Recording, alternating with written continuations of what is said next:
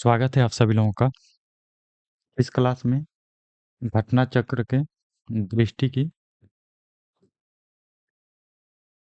निरंतर वाली जो सीरीज चल रही है। इस बुक के जो है हम लोग इसको क्रिप्स नोट जो है इसका तैयार करेंगे हम लोग।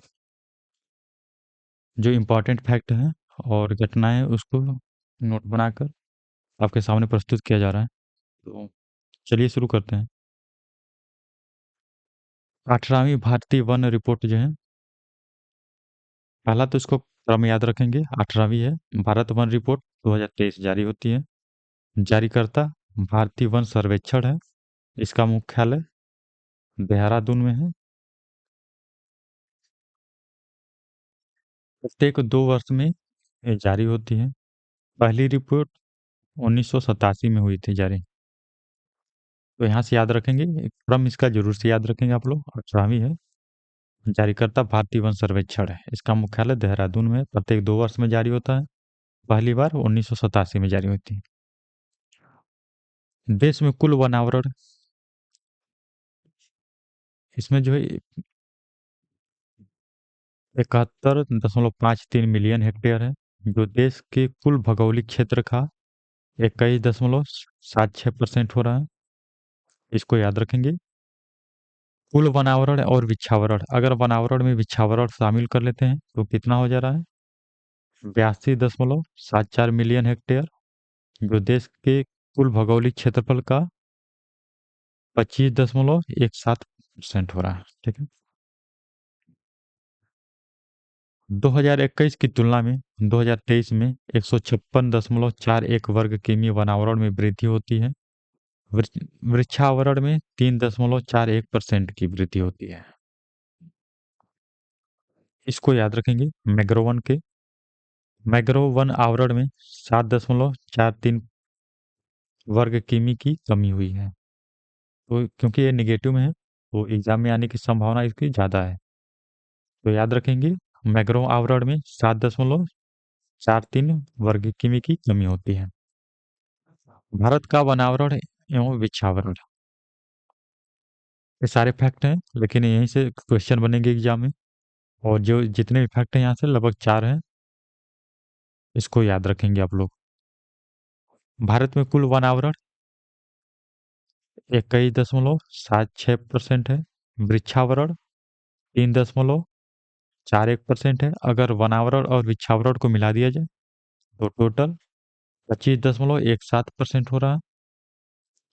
झाड़ियां भारत में 1.33% है। गैर वन 73.5% है। 8 राज्यों में 75% से अधिक वनावरण है। इसको आप लोग ऊपर के जो है फैक्ट को जरूर से याद रखेंगे, मोस्ट इंपॉर्टेंट है। भारत के 8 राज्यों में 75% से अधिक वनावरण है। इन 8 राज्यों के नाम याद रख लें। मिजोरम, लक्षद्वीप, अंडमान निकोबार, अरुणाचल प्रदेश, नागालैंड, मेघालय, त्रिपुरा, मणिपुर। क्षेत्रफल के अनुसार वनावरण और प्रतिशत के अनावरण अनुसार वनावरण। एग्जाम में दो ही तरह के सवाल बनते हैं। या तो एग्जामिनर क्षेत्रफल के अनुसार वनावरण पूछेगा या फिर प्रतिशत के अनुसार। तो अगर क्षेत्रफल के अनुसार पूछता है तो पहले नंबर पे मध्य प्रदेश, दूसरे पर अरुणाचल प्रदेश, तीसरा छत्तीसगढ़ आता है। यहाँ देख रहे हैं प्रतिशत के हिसाब से लक्षद्वीप, मिजोरम और अंडमान निकोबार। अगर इन दोनों को मिला दिया जाए, ठीक है, वनावरण और विछावरण को मिला दिया जाए तो यहाँ जो है तीसरा पे यहाँ कट जाता है। छत्तीसगढ़ हट के महाराष्ट्र हो जाता है। ठीक है, इसको अभी हम लोग आगे देख लेते हैं। क्षेत्रफल के अनुसार वृक्षावरण, पहले पे आता है महाराष्ट्र, दूसरे पे राजस्थान, तीसरा पे अपना उत्तर प्रदेश। प्रतिशत के अनुसार जो है चंडीगढ़ पहले पे, इसको जरूर से याद रखेंगे आप लोग। चंडीगढ़ जो है वृक्षावरण में पहले नंबर पे, दूसरा दिल्ली है, तीसरा पे केरला है। सर्वाधिक वनावरण और वृक्षावरण, यहाँ पे आपने देखा था, मैंने इसी को जिक्र किया था, मध्य प्रदेश और अरुणाचल प्रदेश। अब यहाँ पे जो है महाराष्ट्र आ जाता है। छत्तीसगढ़ हट जाता है, बाकी ये जो चीजें हैं ऐसे की ऐसे ही रहती हैं। तो यहाँ पे आप देख सकते हैं, एमपी हो गया, अरुणाचल प्रदेश हो गया, यहाँ पर महाराष्ट्र आ जाता है। प्रतिशत में वो सेम रहेगा, लक्षद्वीप, मिजोरम और अंडमान निकोबार द्वीप। तो ऊपर अगर याद याद है आपको ये वाला, तो यहाँ से आराम से क्वेश्चन बन जाएंगे। ठीक है, दिमाग आपको थोड़ा सा लगाना पड़ेगा, बस हो जाएगा। इसको याद रखेंगे, बहुत इंपॉर्टेंट है, क्योंकि कोई उम्मीद नहीं था कि आंध्र प्रदेश जो है मैग्रो वन में सर्वाधिक वृद्धि करेगा। तो यहाँ से सवाल जो है बन सकते हैं, क्योंकि मैग्रो वन का नाम आते ही सभी लोग सुंदरबन जो पश्चिम बंगाल का है और गुजरात ध्यान देते हैं। लेकिन यहाँ पर आप लोग देख रहे हैं सर्वाधिक वृद्धि कहाँ पर हो रही है, आंध्र प्रदेश में, और सर्वाधिक कमी गुजरात में होती है।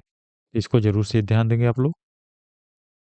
अभिलिखित वन क्षेत्र किसको कहते हैं? सरकारी रिकॉर्डों में वन के रूप में अभिलिखित समस्त भौगोलिक क्षेत्र शामिल, ठीक है, चाहे वनावरण वृक्षावरण हो या ना हो। तो वो भौगोलिक क्षेत्र जो है सरकारी रिकॉर्डों में जो दर्ज है उनको ही अभिलिखित वन क्षेत्र कहा जाता है।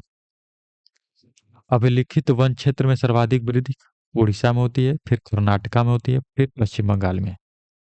पहले नंबर पे आती है कमी में त्रिपुरा।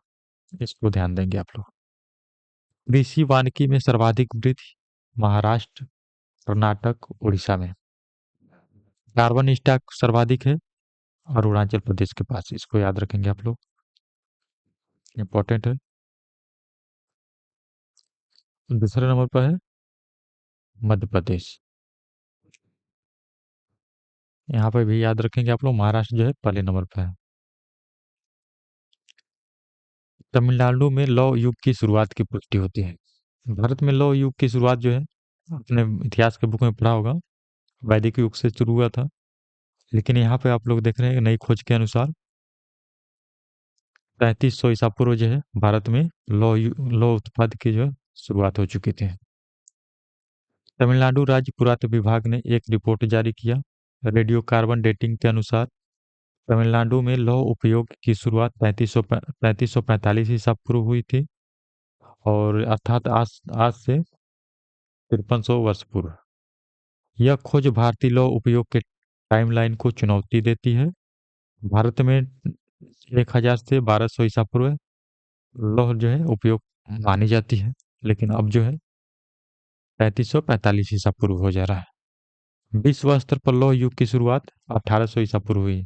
तो आप देख रहे हैं विश्व स्तर पर जो शुरुआत हुई 1800 में, लेकिन भारत में इससे पूर्व जो है 3545 ईसा पूर्व में लौह जो है उपयोग हो रहा था।